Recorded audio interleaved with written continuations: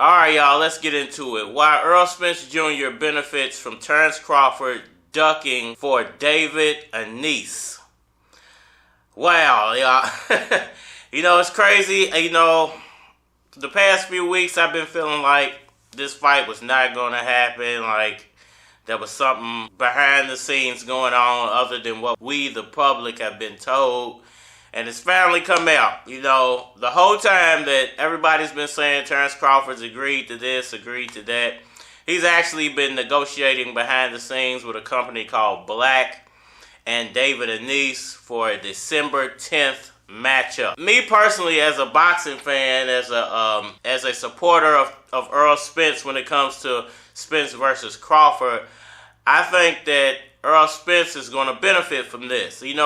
I'm really not even disappointed as a Spence supporter. I'm not disappointed when it comes to the support I have for Spence when it comes to this fight. I'm disappointed for the boxing world because once again we've had what we wanted as fans, the biggest fight in the sport, to actually happen is not happening once again. Man, it's disappointing in a way, but I think at the end of the day, Errol Spence Jr. will benefit from this, and I want to explain why. Terence Crawford, I've been saying for a while, it seems like Terence Crawford is preparing for retirement, and or Terence Crawford is using a tactic to avoid the Spence fight until it's perfectly timed for him. Something that Floyd Mayweather used to do. We all know that Floyd Mayweather and Terence Crawford get along pretty well. I don't really understand their relationship, being that Errol Spence is a Floyd Mayweather fighter per se. He's not technically signed to Mayweather Promotions, but he's a PBC fighter, which Floyd Mayweather has stock in PBC, so he's technically a Floyd Mayweather fighter. But it seems like him and Floyd don't share a relationship really, and that could go back to the sparring session or whatever that they had. But at the end of the day, I think what Terence Crawford is doing is one of the old Floyd Mayweather tactics. Wait him out, wait until you feel like the fight is perfect for you. Try to get Errol Spence to match up with some of these younger fighters, the fighters that you believe could soften them up a little bit for you. What Terence Crawford is proving to the boxing world is that he is not comfortable with that fight, whether it's financially or physically. He's not comfortable with the fact that he can win that fight and move on to the rematch, is what I feel like. I don't feel like he feels that he can win the fight and get to the rematch to where the real money would be made for him. Even though he was staying to make a nice payday off the first one, the rematch is where he would make the bulk of his money if he was to win. So, basically I feel like Terence Crawford's game plan is to wait Errol Spence out. Either Errol Spence is going to leave the division and he'll benefit from Errol Spence leaving the division. Errol Spence is going to match up with one of these younger fighters and take some damage, perhaps get beat, and then he can benefit from Errol Spence fighting the younger fighters and not having a great showing of it. Or he thinks that he can wait Errol Spence out. Let me give it another year, marinate the fight a little bit more. As long as I keep winning, when we do go back to the negotiating table, I'll have more statistics on my side, perhaps selling pay-per-views or filling up venues, and I'll be able to negotiate a higher price. Or they'll be desperate and I'll be able to negotiate a better price in 6 to 8 months. Whatever the reasoning is behind Terence Crawford not going with the Errol Spence Jr. fight, you can definitely be sure it's not confident. What he's doing is not a confident tactic. It's not a tactic of a fighter who feels like, well, I can get in the ring and beat anybody. No, he picked David Anise for a reason. Anise has a 29-3-1-17 record. He has 29 wins, 3 losses, 1 draw, and 17 KOs, and his biggest fight was against Shane Mosley all the way back in 2016. What does that tell you about David Anise? It tells you that David Anise is a winnable fight for Terence Crawford. And since he has a pretty good knockout ratio and only has basically 2 losses, there's 3, but one of those was a draw. So, you know, it is what it is. Basically, only having 2 losses means that Terence Crawford can take that fight pretty easily and pretty much win pretty easily. It's not a Keith Thurman fight that would be close to a 50-50. It's not a Boots fight that would be 50-50. It's not a Virgil fight that would be 50-50. It's not a Spence fight that would be 50-50. So what Terence Crawford was looking for when he set that fight up was a winnable fight to get him to the next stage of negotiations. I stayed active. You know, I got out in front of the public. I made a little bit of money, and I still have my belt. Now, at the end of the day, how does Errol Spence benefit from that? Well, basically, Errol Spence is not going to have any other egg on his face. Let's say this fight never happens.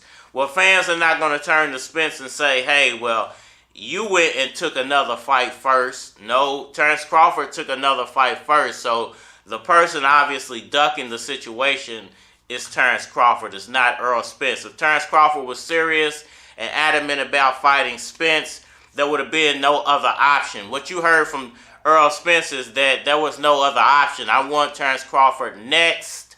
I'm not trying to negotiate with anyone else. I could have had a situation in November that I put to the side specifically because I wanted to fight Terence Crawford. So I think Errol Spence can relax on the fact that he's not going to get a backlash from the fans. Terence Crawford definitely will get a backlash from the fans.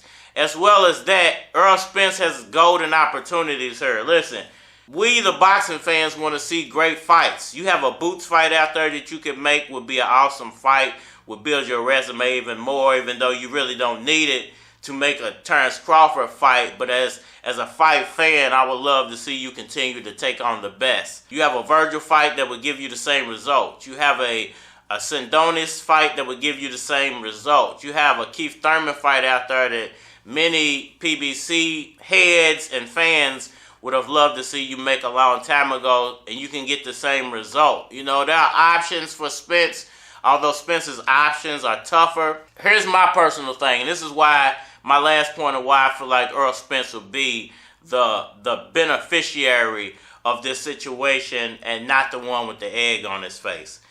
Errol Spence needs to be going and getting on the phone with Manny Pacquiao. Yes, you heard me say it right. Errol Spence needs to be negotiating with Pacquiao. What a Pacquiao fight can bring Errol Spence in the meantime while all this other Terence Crawford and the shenanigans is going on is a fight that fans would love to see. It will be a global fight. It could be a winnable fight for him. I think in a lot of people's minds it's winnable. Not only is it winnable, it would turn him into a global superstar, and it's something that this fight is missing. Neither one of these guys are really a global superstar, and it's the reason that the fight doesn't have such a high dollar amount behind it, trying to push the fight. It's the reason that the fanfare is big, but it's not as big as a Maypac.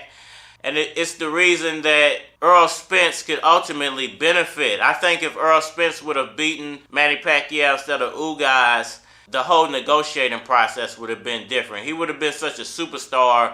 I don't think Terence Crawford would have been able to turn down the opportunity. Because both of them are kind of like on the same popularity level, Errol Spence can sell a fight and fill a venue better. But as far as flat popularity, they're kind of on the same level. I think Terence Crawford feels like he can still play ball, or that he can still negotiate his way through this thing.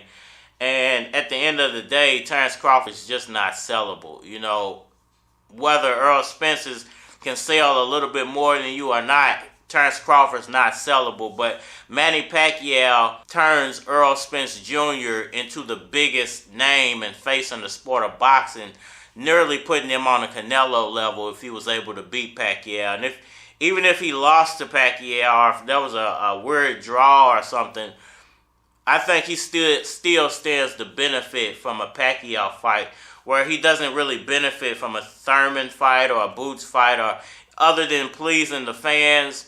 He could benefit financially, he can gain a new fan base, and he can become globally known by facing up with Manny Pacquiao. Let me say this as my last point. I am highly disappointed in Terence Crawford. I will not be investing any money in Terence Crawford fight, you know, his upcoming fight versus David Anise. Nor would I probably be watching it. I'll probably cover it, but I probably won't watch it. I'm not interested in that. I think other people should follow suit. You should let Terence Crawford know by not investing your dollars that you're highly disappointed in him, and that there will be backlash for him moving on from this fight. You know, we have to hold his feet to the fire for not accepting the biggest challenge of his boxing career. Y'all let me know what y'all think about that down in the comment section below. Hit that like button for me. Share, subscribe. Holler at me on all social media platforms, Facebook, Instagram, YouTube. You're more than likely to get a response on the tube, so holler at me over there if you want a response. And we are Manny.